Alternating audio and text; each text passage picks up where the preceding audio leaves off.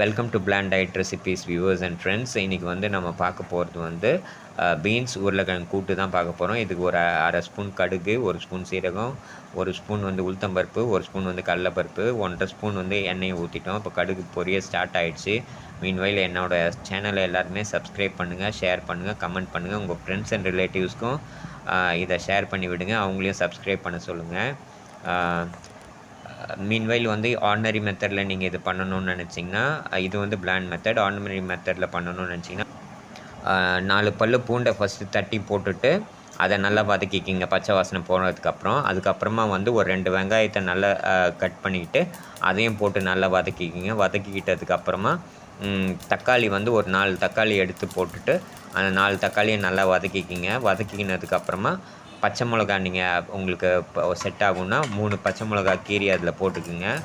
போட்டுட்டதுக்கப்புறமா அதையும் நல்லா வதக்கி முடித்ததுக்கப்புறமா அதை இன்னும் கண்டினியூ பண்ணி நல்லா வதக்கிக்குங்க. ஸோ தட் வந்து நல்லா அது வந்து பிளெண்ட் ஆகணும். அந்த ஆனியன், கார்லிக், அப்புறமா தக்காளி, பச்சை மிளகாய் இது எல்லாமே நல்லா பிளெண்ட் ஆகி நல்லா கொஞ்சம் நல்லா கிரேவி கன்சிஸ்டன்சிக்கு வரும்போது அந்த தக்காளியிலேருந்து எண்ணெய் பிரிஞ்சு எண்ணெய் வந்து அந்த தக்காளியை சுற்றின மாதிரி கொஞ்சம் எண்ணெய் தனியாக பிரிஞ்சு வர மாதிரி இருக்கும்.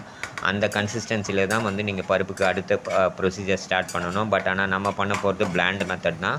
ஸோ அதனால் நான் வந்து கடுகு, சீரகம் இதெல்லாம் பொரிஞ்சதுக்கப்புறமா டைரெக்டாக ஒரு 4 தக்காளி போட்டு ஃபுல்லாகவே வதக்கிக்கிறேன். இப்போ தக்காளி வதங்க ஸ்டார்ட் ஆகிடுச்சு. ஒரு 90% வதங்கினா போதும்.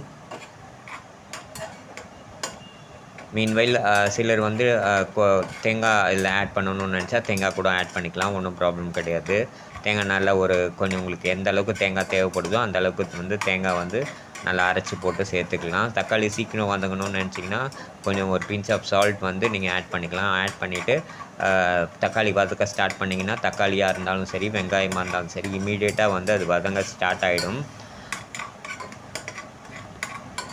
இப்போ தக்காளி வதங்க ஸ்டார்ட் ஆகிடுச்சு.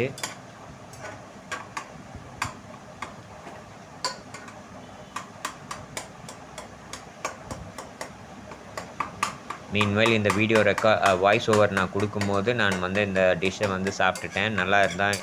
நல்லா இருக்குது. காரம் வந்து அல்சர் பேஷண்ட்டுக்கும் அப்புறம் கேஸ்ட்ரோ ப்ராப்ளம் இருக்க பேஷண்ட்ஸ்க்கு எல்லாமே இந்த டைப் ஆஃப் டிஷ் வந்து ரொம்ப நல்லாயிருக்கும். காரம் இல்லைன்ற ஒரே ஒரு குறையை தவிர மற்றது எதுவுமே இருக்காது.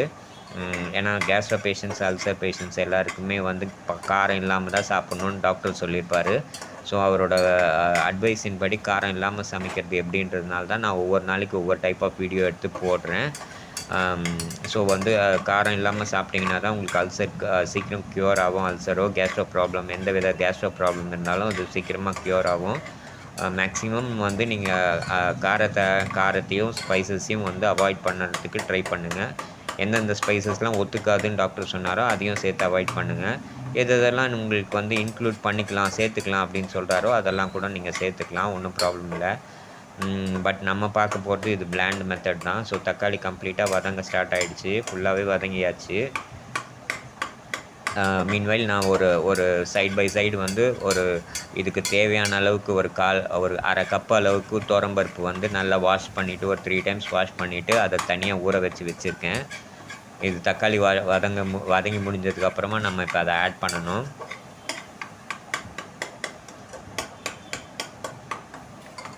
தக்காளி ஆல்மோஸ்ட் நல்லா வதங்கிடுச்சு.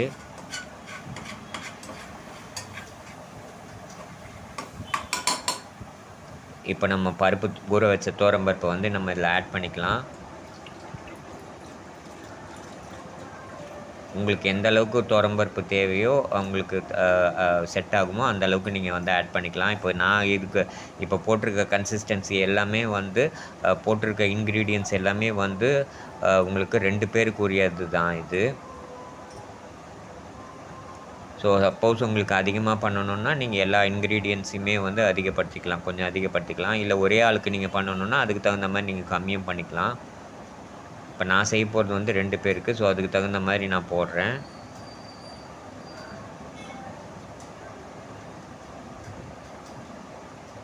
இதில் உங்களுக்கு என்னென்ன ஸ்பைசஸ்லாம் வந்து உங்கள் வயிற்றுக்கு ஒத்துக்குமோ அதெல்லாம் கூட நீங்கள் ஆட் பண்ணிக்கலாம். உங்களுக்கு தகுந்த மாதிரி உங்களுக்கு தகுந்த மாதிரி ஆல்ட்ரு பண்ணி கூட நீங்கள் குக் பண்ணிக்கலாம். ஸோ இதை நல்லா கலந்துடுறோம். அந்த பருப்பும் அந்த தக்காளி எல்லாம் ஒன்றா கலக்கிற மாதிரி கலந்துக்கிறோம். மீன்வைல் வந்து நான் உருளைக்கிழங்கையும் டபுள் பீன்ஸையும் நல்லா வந்து கட் பண்ணி வாஷ் பண்ணி கட் பண்ணி வச்சுருக்கேன். அதையும் கூட ஆட் பண்ணிக்கிறேன். பீன்ஸ் வந்து ரொம்ப பொடி பொடியாக கட் பண்ண வேண்டாம். கொஞ்சம் நல்லா பெருசாகவே கட் பண்ணிக்கோங்க. ஸோ தட் வந்து குக் ஆகும்போது அது குழையாமல் இருக்கும். அதே மாதிரி உருளைக்கிழங்கும் கொஞ்சம் நல்ல கொஞ்சம் ஓரளவுக்கு பெரிய பீஸாக பார்த்து கட் பண்ணிக்கோங்க. இப்போ எல்லாத்தையும் நம்ம சேர்த்தாச்சு. தண்ணி இந்த அளவுக்கே போதும். தண்ணி ரொம்ப கம்மியான அளவாக வைங்க. ரொம்ப முழுகிற அளவுக்குலாம் கூட வைக்க வேண்டாம். ரொம்ப லிமிட்டடாக ஒரு 1/2 டம்ளர் தண்ணி வச்சா போதும். அதுலேயே வந்து வெந்துடும். இப்போ வந்து நம்ம 4 விசில்ஸ் வைக்க போகிறோம். 4 விசில்ஸில் உருளைக்கிழங்கும் பீன்ஸும் நல்லா வெந்துடும். ஏன்னா பருப்பு இருக்கிறதுனால தான் நம்ம 4 விசில் வைக்கிறோம். பருப்பு துவரம்பருப்பு வேகணுன்றதுக்காக. இப்போ 4 விசில் வந்து முடிஞ்சிருச்சு.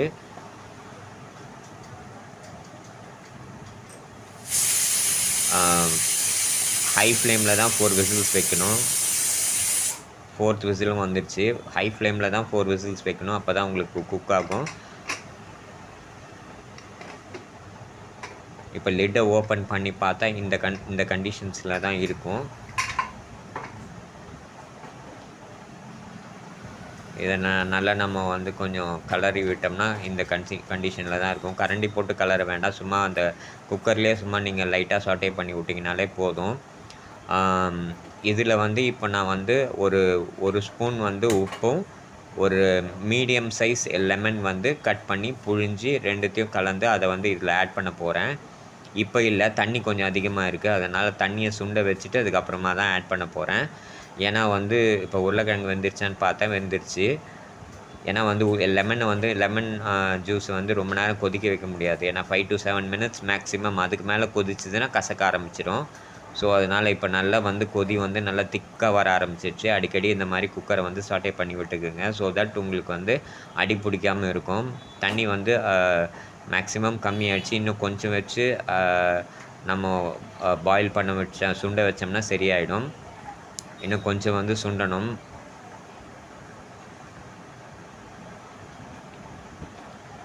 அடிக்கடி குக்கரை எடுத்து நீங்கள் லைட்டாக சாட்டே பண்ணி விட்டுக்குங்க. அப்போ தான் வந்து உங்களுக்கு வந்து அது அடி பிடிக்காமல் இருக்கும். இது மாதிரி லைட்டாக கலந்து விட்டுக்கலாம். கரண்டியெல்லாம் போடணும்னு அவசியமே கிடையாது.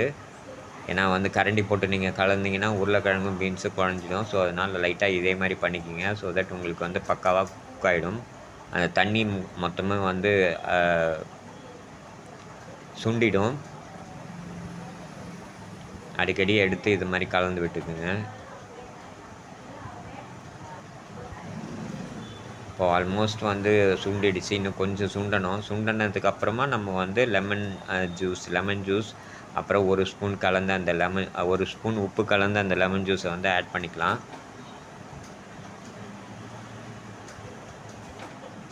திக்காயிடுச்சு இப்போது.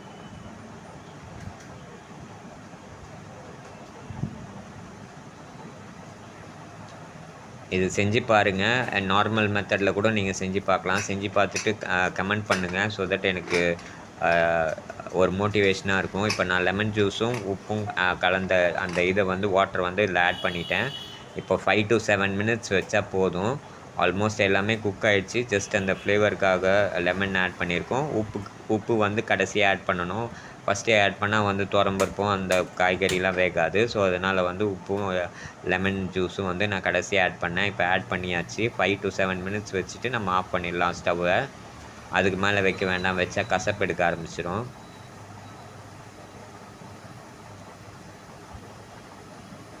இந்த உருளைக்கிழங்கு பீன்ஸ் துவரம்பருப்பு கூட்டை வந்து எல்லாம் ட்ரை பண்ணி பாருங்கள். கண்டிப்பாக உங்களுக்கு பிடிச்சிருக்கும். உங்களோட ஃபீட்பேக்ஸ் எல்லாமே எனக்கு கமெண்ட்டில் வந்து ஷேர் பண்ணுங்கள். ஸோ தட் நான் ஏதாவது மாடிஃபை பண்ணிக்கணுமோ இல்லை நான் எங்கேயாவது தப்பு பண்ணேன்னா அதை ரெக்டிஃபை பண்ணிக்கணும். எனக்கு ரொம்ப ஹெல்ப்ஃபுல்லாக இருக்கும். இப்போ ஒரு விசில் வந்துடுச்சு. 7 minutes தான் வச்சுருக்கேன்.